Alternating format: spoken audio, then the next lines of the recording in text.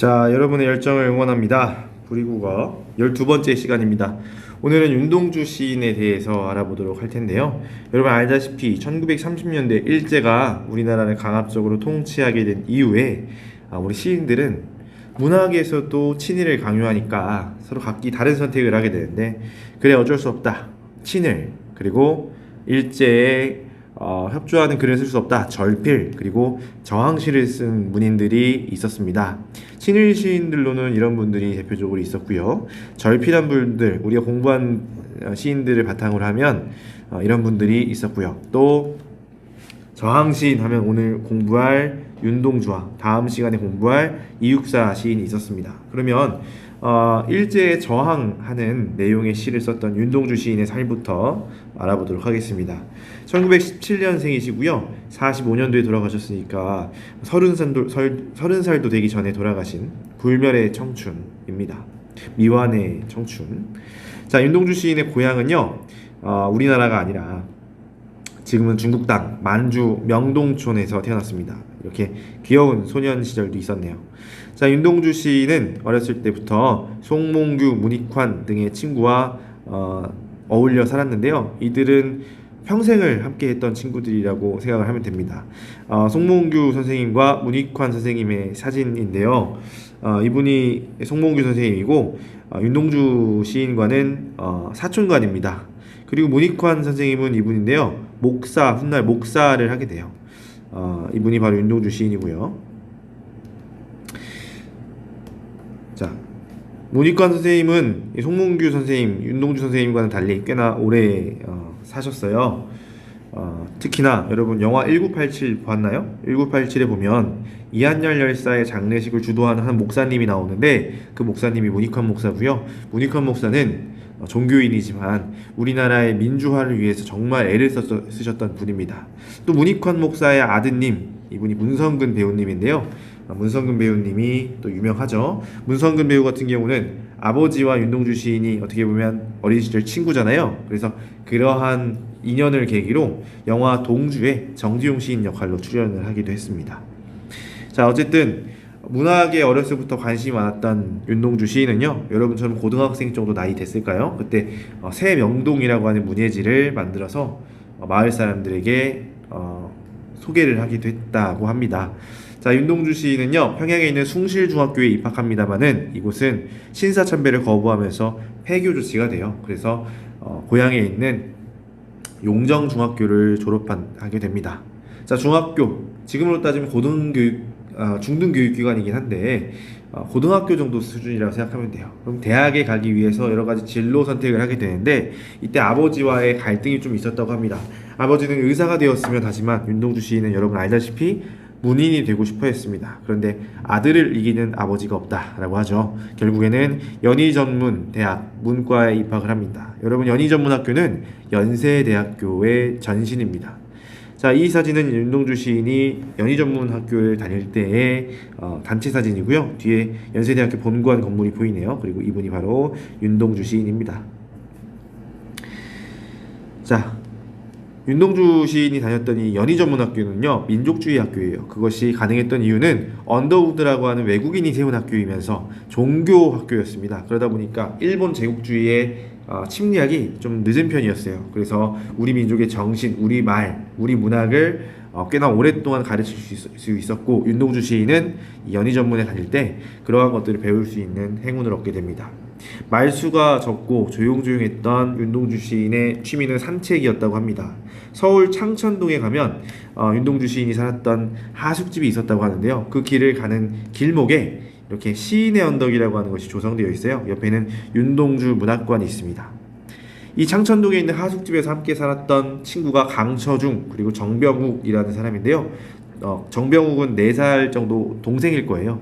어쨌든 이들과의 관계에 대해서도 이따 이야기를 해보도록 하겠습니다. 여러분 알다시피 윤동주 시인은요, 창씨개명을 합니다.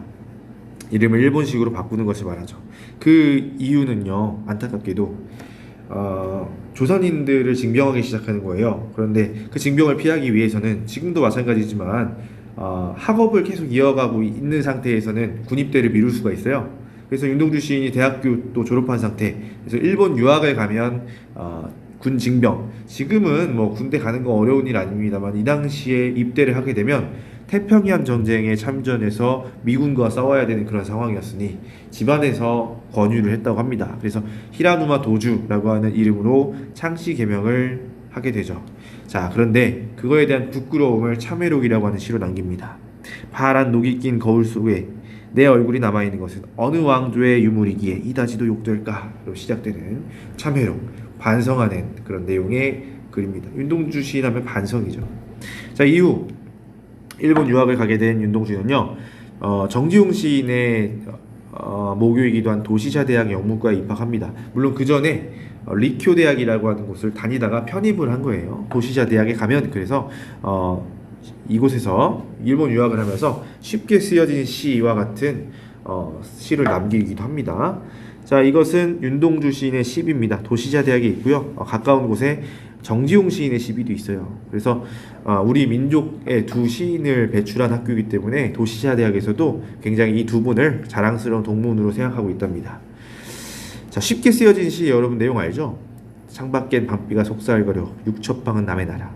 식민지 지식인으로서 침탈국인 일본에서 쉽게 공부하고 있는 자신의 처지를 반성하고 고통스러워하는 그런 내용의 시죠. 다음번에 기회가 있으면 한번 같이 읽어보도록 하고요. 자, 이후에 독립운동에 가담했다라고 하는 혐의로 체포가 됩니다. 근데 이 독립운동이라고 하는 것이 어떤 내용이었냐면 조선인들 그리고 나아가서 학생들까지 징병하게 됩니다. 1940년대 이후에 일본의 군국주의가 정말 거대해지면서 또 궁지에 몰리게 되면서 학생들까지 학도병으로 끌고 가게 되는 상황 속에 윤동주 시인 그리고 아까 말했던 송몽규 선생님은요, 우리가 끌려갈 바에 뭐하자? 자발적으로 자원 입대를 하자. 그게 일제에 충성하기 위해서 자원 입대하자는 게 아니었고요. 간부로 입대를 해서 그 사람들을 규합해 미군에 투항하자라는 계획을 세우고 있었던 거예요. 그것이 발각되어서 이것은 일본의 조서에 남아있는 내용이에요. 실제로 그랬는지는 알 수가 없습니다. 그래서 결국엔 후쿠오카 형무소에 투옥이 됩니다. 후쿠오카 형무소에 투옥이 된 윤동주 시인은요, 아마도 정황상 생체 실험을 당했던 것으로 알려져 있습니다. 윤동주 시인의 가족, 그러니까 아버지 그리고 송몽규 선생님의 아버지가요, 두 사람이 투옥되어 있다는 소식을 듣고 후쿠오카로 갑니다. 그런데 후쿠오카에 갔지만 윤동주 시인은 아버지를 볼 수가 없었습니다. 얼마 전에 옥사를 했거든요. 자, 송몽규 선생님은 면회를 나왔는데요, 그 송몽규 선생님이 말하기를 동주는 죽었습니다. 일본인들이 아침마다 무슨 주사를 놓는데 그 주사를 놓으면 하루하루 시름시름 아프고 기운이 없습니다. 저도 얼마 뒤에 죽을 것 같습니다. 이 말을 남기고 실제로 송몽규 시인도 며칠 뒤에 세상을 떠나십니다. 자, 생체 실험을 했다라고 하는 정황이 분명히 있죠. 그렇죠? 바닷물을 주입했다 그런 얘기가 있습니다. 어쨌든 세상을 뜬 윤동주 시인, 자, 이건 영화 동주 속의 한 장면이고요. 죽음을 맞이하게 되는데 죽기 전에 윤동주 시인은 시집을 냈을까요? 못 냈습니다. 다른 시인들과 달리 등단을 하지 못하기도 했고요. 그렇기 때문에 죽은 뒤에 나오는 시집, 그걸 우리가 뭐라고 합니까? 유고시집이라고 하죠. 하늘과 바람과 별과 시라고 하는 유고시집을 내게 됩니다. 그런데 돌아가신 이후에 시집을 내기가 쉬운 일은 아니잖아요. 여러 사람들의 도움이 있었습니다. 그 사람들이 바로 뭐냐면 일본 공신으로 말할 수 있는 사람이 바로 이 두 하숙집 친구였던, 메이트였던 강처준과 정병욱입니다. 광양에 가면 시를 품은 집이라고 하는 곳이 있어요. 정병욱 선생님이 가옥입니다. 정병욱 선생님은 하숙집에서부터 윤동주 시인과 굉장히 친하게 지냈었는데요. 이 정병욱 선생님이 학도병으로 끌려가게 된 거예요. 아까 말했다시피 전황이 그렇게 됐습니다. 그래서 끌려가게 됐는데 사실 윤동주 시인이 연희전문학교를 다닐 때 이 시집을 출판하기 위한 노력을 했습니다. 한 권은 필사를 해서 이양하 교수님한테 드리고, 한 권은 본인이 갖고, 또 한 권은 자기가 아끼는 동생인 정병욱에게 맡깁니다. 그리고 조언을 얻었겠죠. 이후에 일본으로 유학을 가면서 헤어지게 되는데 정병욱 선생님까지 학도병으로 끌려가게 된 거예요. 윤동주 시인은 일단 그때 후쿠오카 형무소에 갇히면서 본인이 갖고 있던 원고는 소실이 됐고요. 이항아 교수님 연희전문학교 교수님이셨는데 일제가 연희전문학교에도 개입을 하기 시작하면서 그것 또한 소실됐다고 합니다. 그럼 유일하게 갖고 있던 사람이 정병수 선생님인데 이분도 학도병에 끌려가게 된 거예요. 자, 그래서 전선에 투입이 되는데 다행히요 돌아오십니다. 자, 우리 징병 끌려가기 전에 정병욱 선생님이 광양 집으로 가서요 마루를 파서 마루 밑에다가 이 원고를 숨겨 놓으셨다고 해요. 그리고 해방 이후에 반드시 꺼내보겠다. 그래서 결국에는 이것이 해방 이후에 정병욱 선생님이 살아 돌아오셔서 이것을 세상 빛을 보게 만들었다는 겁니다. 자, 거기에다가 아까 강처중이라는 선생님이 있었죠. 이 강처중이 윤동주 시인 일본 유학 중에 보냈던 그런 편지에 시들이 있었어요. 대표적으로 쉽게 쓰여진 시도 그렇습니다. 그런 것들 또한 모아서 본래 원고에 모아서 정디용 시인의 추천을 받아 발간하게 된 시집이 바로 하늘과 바람과 별과 시입니다. 지금은 윤동주 시인이 국민에게 가장 사랑받는 시인 중에 한 명으로 꼽히고 있습니다만은 이 당시에는요 사실 사람들이 윤동주 시인의 존재를 몰랐던 것이 당연합니다. 왜? 이름이 알려진 시인이 아니라 학생이었기 때문이죠. 자, 그러면 윤동주 시인의 시 별 해는 밤을 공부해 보도록 할 건데요. 구리국어 56쪽에 있습니다. 오늘의 학습 목표는 별 해는 밤을 읽고 시의 구조에 대해서 이야기해보고 시의 어조도 좀 살펴보도록 하겠습니다. 자, 선생님 한번 낭송을 해볼게요. 계절이 지나가는 하늘에는 가을로 가득 차 있습니다. 나는 아무 걱정도 없이 가을 속의 별들을 다 헤일 듯합니다. 가슴 속에 하나둘 새겨지는 별을 이제 다 못 해는 것은 쉬 아침이 오는 까닭이요 내일 밤이 남은 까닭이요 아직 나의 청춘이 다하지 않은 까닭입니다. 별 하나의 추억과 별 하나의 사랑과 별 하나의 쓸쓸함과 별 하나의 동경과 별 하나의 시와 별 하나의 어머님, 나는 별 하나의 아름다운 말 한마디씩 불러봅니다. 소학교 때 책상에 같이 했던 아이들의 이름과 폐, 경, 옥 이런 이국 소녀들의 이름과 벌써 아기 어머니 된 계집애들의 이름과 가난한 이웃 사람들의 이름과 비둘기, 강아지, 토끼, 노새, 노루, 프랑시스 짬, 라이넬 마리아 릴케 이런 시인의 이름을 불러봅니다. 이네들은 너무나 멀리 있습니다. 별이 아스리 멀듯이. 어머님, 그리고 당신은 멀리 북간도에 계십니다. 나는 무엇인지 그리워 이 많은 별빛이 나린 언덕 위에 내 이름자를 써보곤 흙으로 덮어버렸습니다. 나는 밤을 새워오는 벌레는 부끄러운 이름을 슬퍼하는 까닭입니다. 그러나 겨울이 지나고 나의 별에도 봄이 오면 무덤 위에 파란 잔디가 피어나듯이 내 이름자 묻힌 언덕 위에도 자랑처럼 풀이 무성할 게외다. 자, 이게 윤동주 시인의 별 해는 밤입니다. 자, 그러면 내용을 살펴보겠습니다. 어떤 내용인지. 자, 일단 계절이 제시가 되고 있어요. 여러 가지 계절이 제시가 되고 있는데 첫 번째 계절로 제시가 되고 있는 게 뭐냐면 가을이죠. 그죠? 가을로 가득 차 있다고 했잖아요. 그런데 가을이라고 하는 계절은 선생님이 말했지만 조락의 계절이고 쓸쓸한 분위기를 환기합니다. 그러면서 자연스럽게 외롭고요.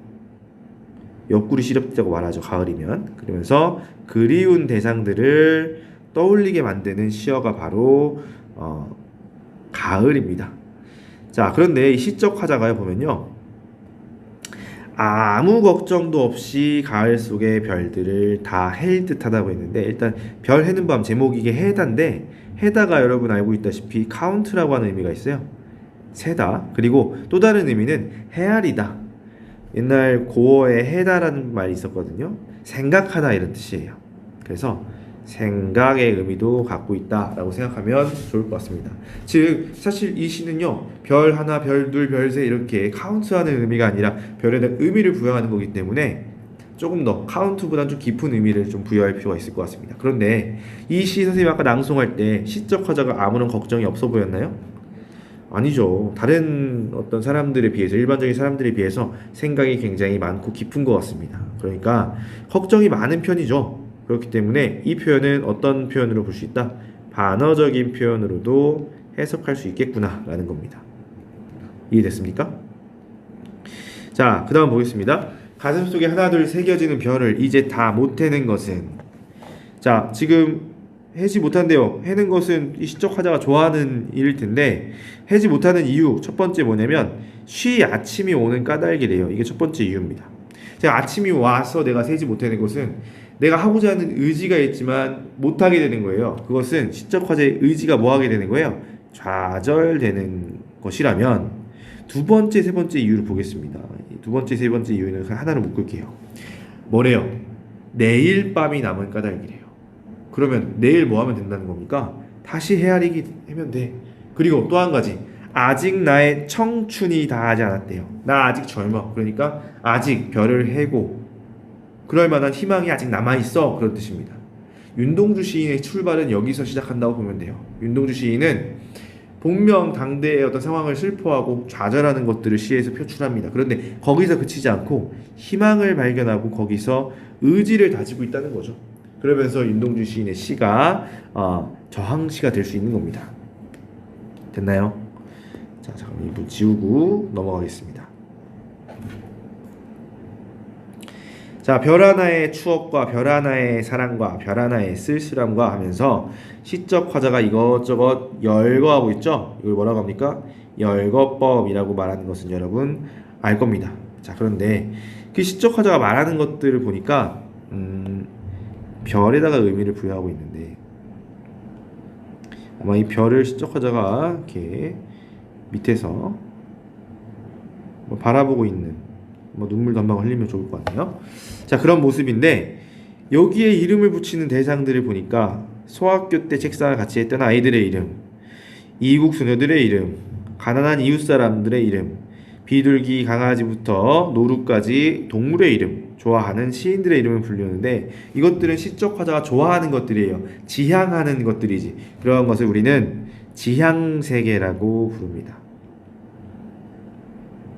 그리고 속마음으로 지향하는 거기 때문에 내적 지향세계라고 표현할 수도 있을 것 같습니다. 그것에 대한 그리움을 표출하고 있는 거예요. 계절은 지금 가을이고요.